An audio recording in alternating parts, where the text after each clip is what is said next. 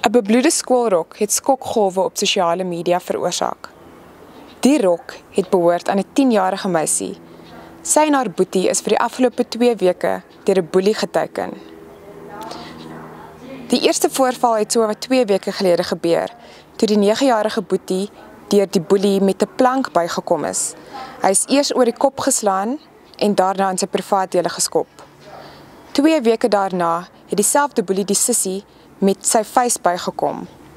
When I was walking to put my bag down at my class, then this one boy was whipping me while I was going down to the field.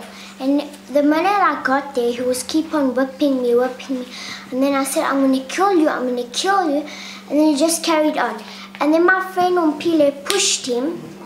And then I was walking to go tell my friend something. And then he came, I was ready to punch him. And then he came and kicked me right here on my head and then kicked me in the private. I felt something pulling my bag and I looked around and I looked up and then he went like that. He said, do you know what? You better tell your brother that that's going to happen to him too. And he just walked off to class. Everyone saw my nose bleeding and I didn't want to tell anyone because they all thought I had Ebola and I'm doing it on purpose for getting attraction. So then it kept on bleeding and I kept on running to the bathroom. And then my dress got full of blood and that and I had to lend the dress.